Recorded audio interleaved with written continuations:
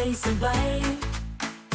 Life stories, one book at a time. Kwento ng pag-ibig, pangarap at ligaya. Sa bawat salita, may himig ng pag-asa. Halina, buksan ang bagong pahina. Diyos ang gabay sa bawat kwento ng buhay. Sa tinig ni Nanay Steff, maririnig mo pagmamahal at liwanag na totoo. Nanay Steff Stories, tara na sabay-sabay.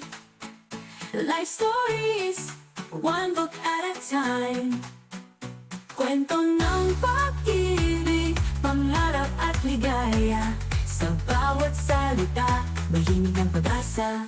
Nanay Steff Stories, kwento ng ating buhay. Naaman, A Journey Beyond the River, a novel of brokenness, healing, and grace. Chapter 1. The Unbroken Warrior. The city of Damascus thundered with applause. Trumpets rang across its golden gates, soldiers lifted their spears high, and women scattered flower petals along the streets. All eyes turned to the man riding tall in his chariot, Naaman, commander of Syria's army. His armor gleamed beneath the sun, polished until it caught the fire of heaven itself. The people chanted his name. Kings trusted him. Enemies feared him. Victory followed wherever his hand drew a sword. Yet as the procession marched forward, Naaman's smile wavered. Beneath the weight of steel, beneath the roar of praise, a silent truth pressed against his chest. His body was betraying him. That morning, when he removed his gauntlet, he had seen it again, white patches spreading across his hand, skin raw and tingling. He clenched his fist, hiding it quickly from the servant who dressed him. Leprosy. The word no man dared speak aloud, the word that stripped generals into beggars. Commander. A soldier called, raising a spear. Syria owes you her peace. Naaman nodded, but his heart did not join the celebration. He thought of his wife, who no longer touched his hand without hesitation. He thought of the servants whispering when they washed his clothes, of the shame if the court discovered his condition. At night, alone, he stood before a bronze mirror. His reflection stared back at him, proud eyes, scarred from war, shoulders still broad with strength. But his gaze fell again to the blemishes spreading like cracks on marble. The great warrior who had conquered kingdoms could not conquer his own body. He whispered into the shadows, "What will become of me?" Haven't we all stood where Naaman stood? Wearing masks of strength while our souls carry wounds unseen? Perhaps your leprosy is not of skin, but of shame, fear, broken dreams, or an addiction you cannot shake. Like Naaman, you smile for the crowd but ache in the silence. That night, as Damascus slept, the commander of Syria lay awake. And though the city believed their hero to be unbroken, Naaman knew the truth. He was a man unraveling, piece by piece. Chapter 2. The Voice of a Slave Girl. Naaman's household was filled with wealth and servants. Gold bowls gleamed on tables, fine silks draped the walls. Yet in one quiet corner, working silently, was a young Hebrew girl taken captive in war. Torn from her home, she carried grief in her heart, but bitterness had not consumed her. She had seen something in Naaman's eyes. Behind the authority and grandeur, there was pain.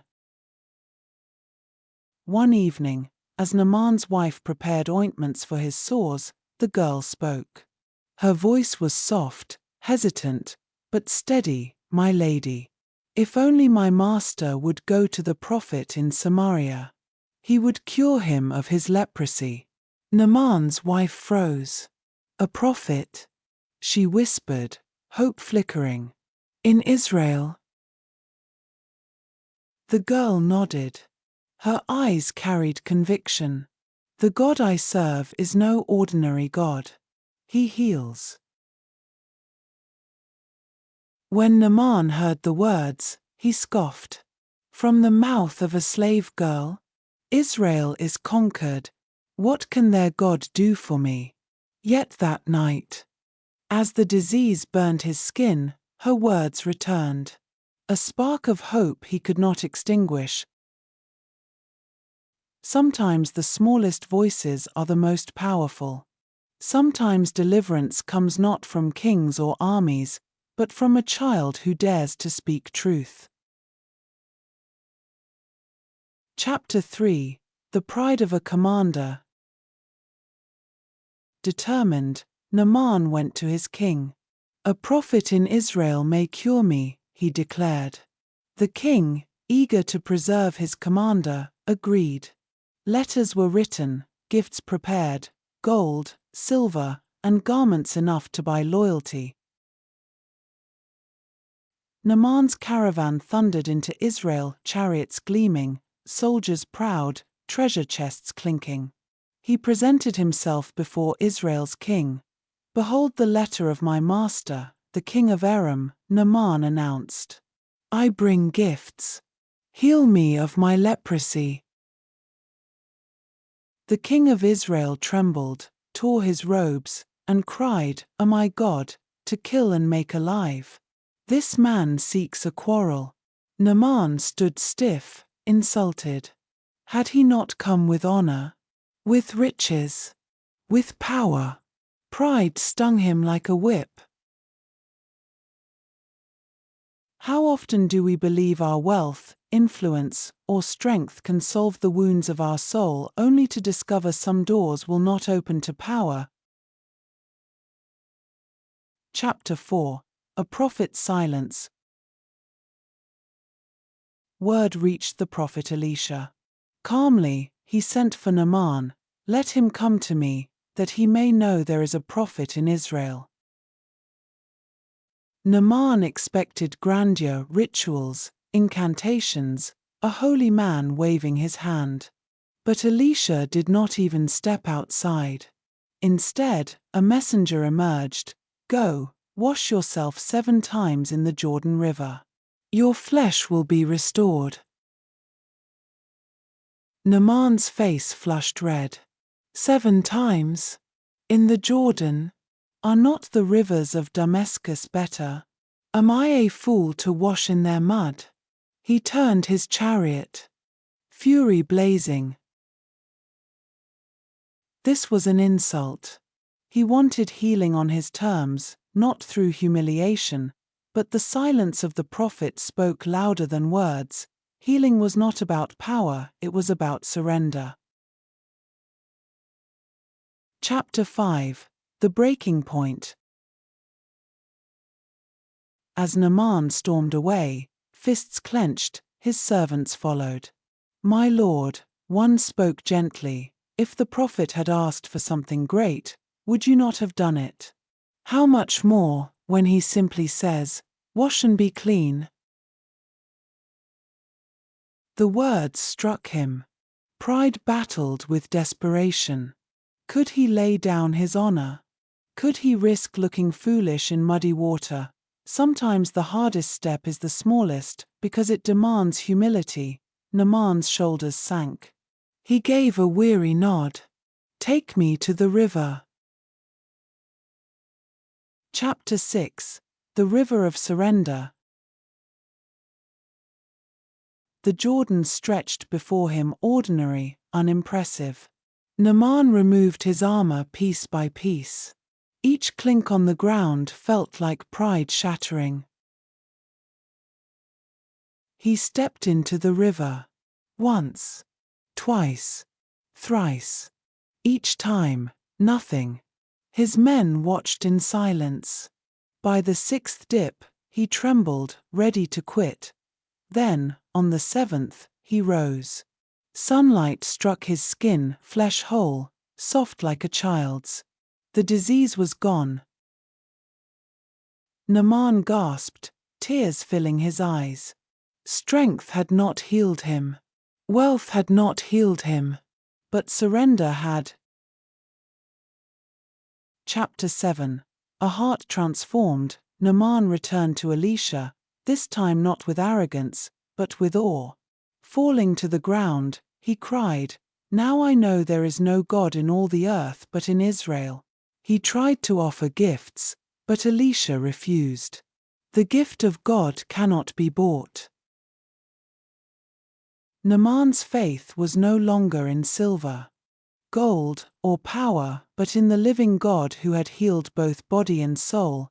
True healing is not just the restoration of flesh, but the transformation of the heart.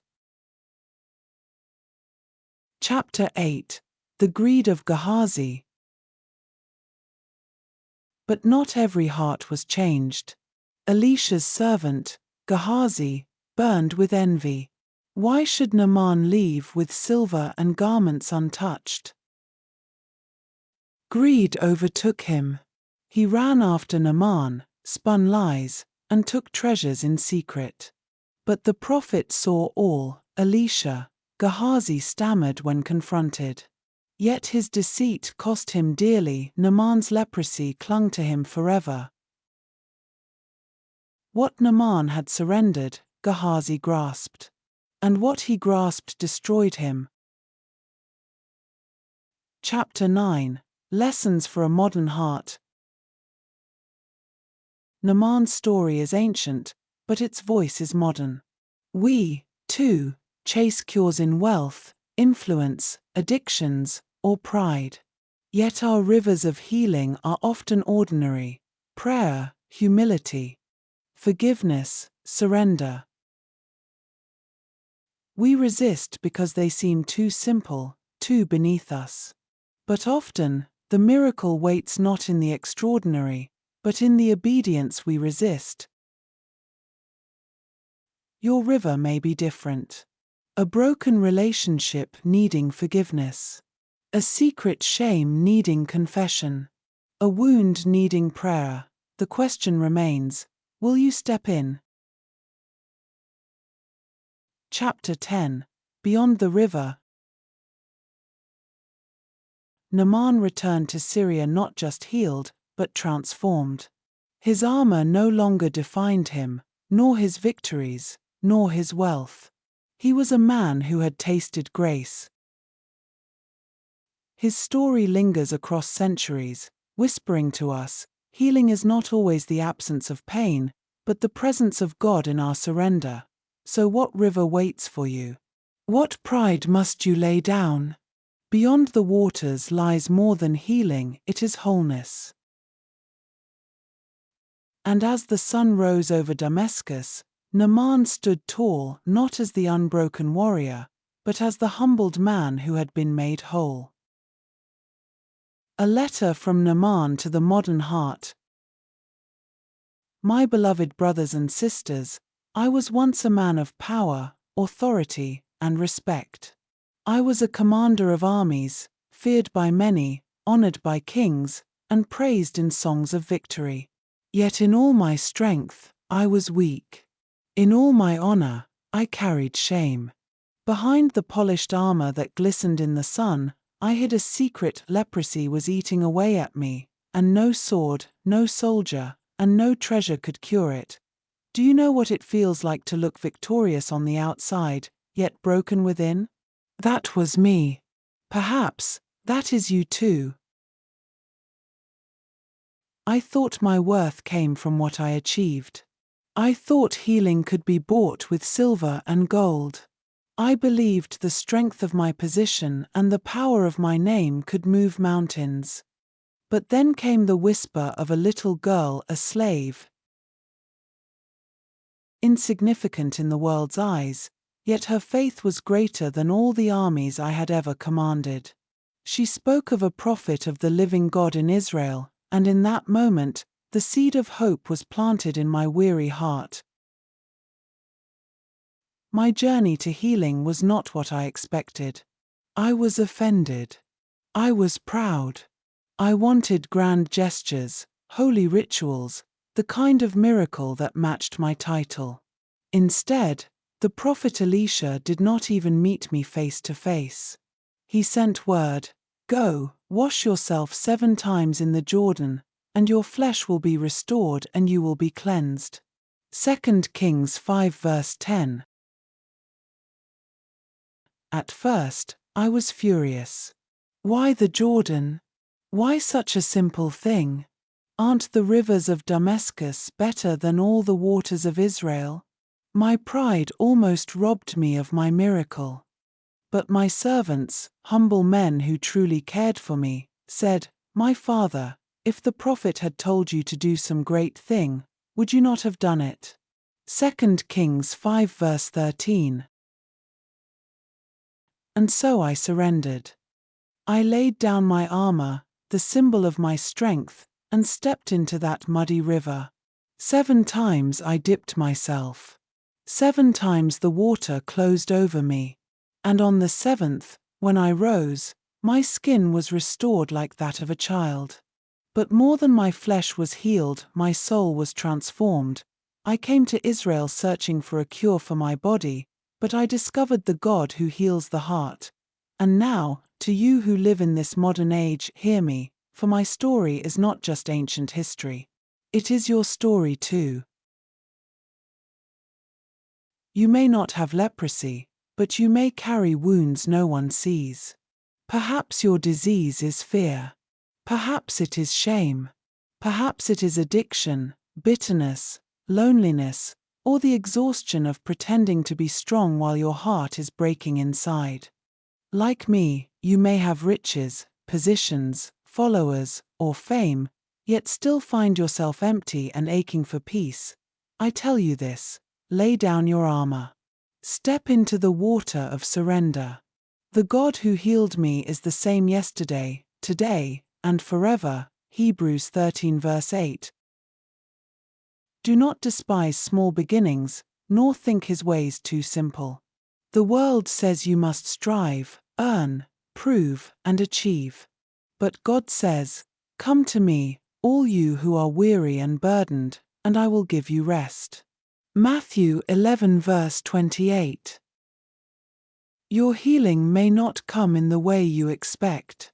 It may not be through the power of money, the wisdom of men, or the strength of your will. Sometimes it is in a child's simple faith. Sometimes it is in a whisper of truth you almost ignore. Sometimes it is in the quiet act of obedience when no one is watching. I, Naaman, testify to you, there is no other God in all the world but the God of Israel. 2 Kings 5 verse 15. He alone heals, he alone restores, he alone makes all things new. So, my friend, if you are fighting unseen battles, do not give up. If you are drowning in sorrow, lift your eyes. If you are trapped in pride, let it go. If you are hiding your wounds, bring them into the light. Your miracle is waiting, not in the grandeur of kings, but in the river of surrender to the living God. And when he heals you, as he healed me, you will find that the greatest miracle is not the restoration of flesh, but the transformation of a heart. With all humility, Naaman, once a commander of armies, now a servant of the living God. We hope you truly enjoyed watching this video, dear friend. Thank you so much for spending time with us. Please don't forget to like, share, follow, and subscribe so we can continue creating more inspiring videos like this. Always remember, you are deeply loved by our Lord.